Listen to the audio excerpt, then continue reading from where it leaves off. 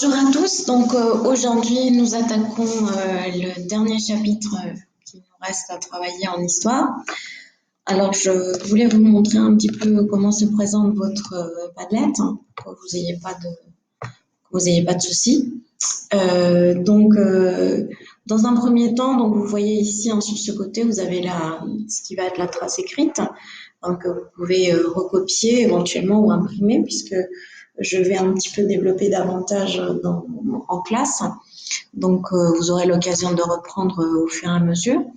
Et puis, je vais plutôt me référer à ce prédit, qui est un petit peu un récapitulatif. Vous pouvez le voir si vous voulez éventuellement réviser la France. Tous les chapitres que nous avons travaillé sur la France en histoire, qui vont évidemment du Fonds populaire jusqu'à la Ve République. D'accord? Donc voilà, donc ça c'était juste pour dire. Nous allons aussi également travailler un petit peu sur quelques notions en éducation civique, donc c'est ce qui nous reste, principalement sur l'engagement du citoyen dans la République, des syndicats et puis l'engagement des citoyens dans éventuellement des partis politiques, entre autres. Donc ça, c'était dans un premier temps. Vous avez également, vous pouvez constater ici des infographies, certaines que j'ai réalisées, que vous avez eues normalement en photocopie avec le fonctionnement du gouvernement, sachant que nous allons nous attarder plutôt à essayer de comprendre comment fonctionnent, quelles vont être les réformes et les transformations que va mener principalement le général de Gaulle avec cette nouvelle constitution de la Ve République. Ensuite, je vous ai intégré c'est pas ça. Donc ça, c'est l'autre infographie. Donc je vous ai également intégré quelques autres vidéos révisions sur lesquelles vous pouvez vous appuyer. Et bien sûr, nous allons parler après, plus tard, d'un autre thème que nous allons travailler avec des dossiers en classe. Donc ce sera sur les évolutions de la société française depuis 1950. Alors, il s'agit de 3 thèmes. Donc, il s'agit principalement de 3 thèmes. Donc, comprendre que les femmes vont avoir des nouvelles lois qui vont les intégrer davantage dans l'aspect social et politique. Aussi que les jeunes découvrent une culture différente et vont être des acteurs importants dans la société française, ainsi que l'apparition progressive et de plus en plus importante des étrangers dans la société française. Pourquoi est-ce qu'ils viennent et comment ils se sont intégrés à la France et quelle va être la réponse évidemment des gouvernements. Alors, un des autres aspects importants, je vais le regarder avec vous lors de cette infographie pour pouvoir comprendre, c'est donc que cette Ve République, elle commence avec l'arrivée de Charles de Gaulle au pouvoir. Nous avions déjà retrouvé Charles de Gaulle auparavant, nous en avions déjà discuté, puisque c'est effectivement Charles de Gaulle qui avait mis en place le gouvernement provisoire à la fin de la Seconde Guerre mondiale. Donc il faut comprendre qu'après les incidents et le problème de la guerre d'Algérie, qui n'en finissait jamais, eh bien, le gouvernement français va faire appel au général de Gaulle pour pouvoir résoudre cette crise de décolonisation. Et donc, une des premières mesures que le général de Gaulle va obtenir, c'est donc l'indépendance de l'Algérie avec la signature des accords en 1962. Donc, Charles de Gaulle va être élu président et va entamer évidemment des réformes au sein de la politique française et de la société française. Alors, le général de Gaulle va entamer des changements, donc il va être au pouvoir pendant plusieurs années, donc, durant quelques mandats, donc on y reviendra plus tard.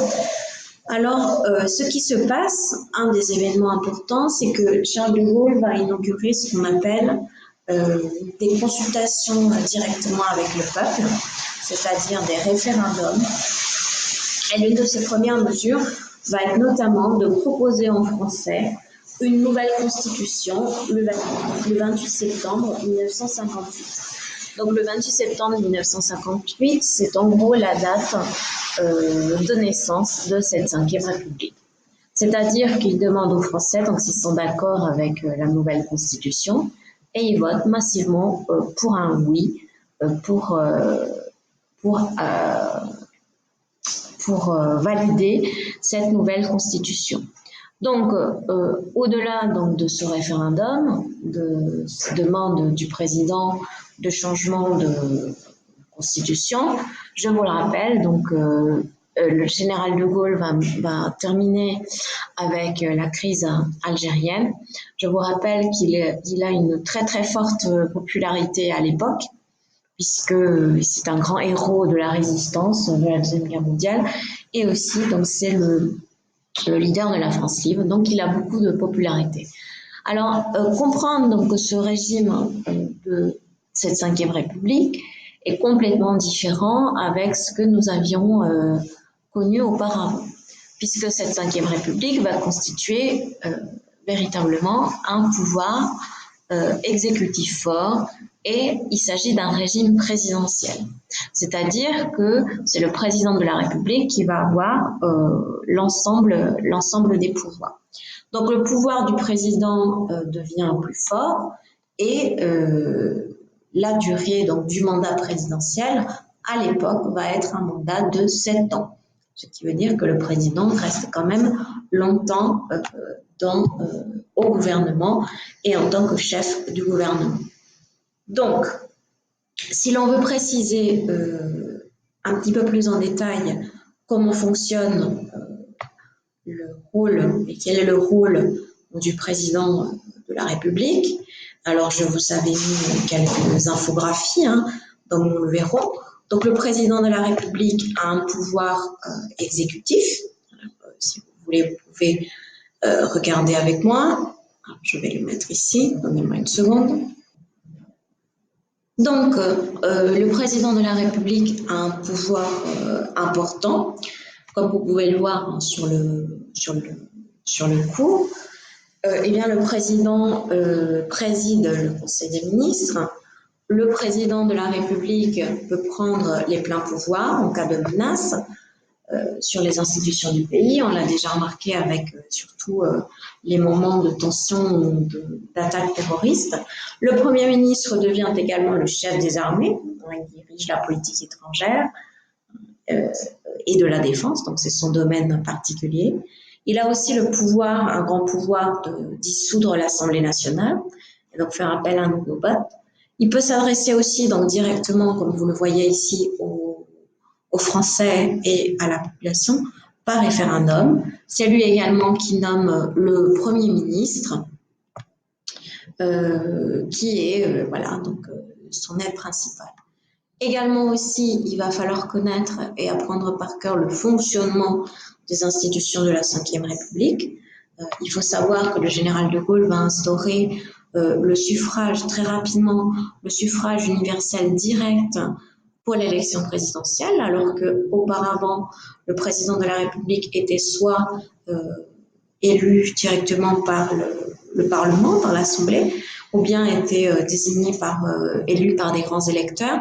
Charles de Gaulle va changer et va transformer tout ça, et il va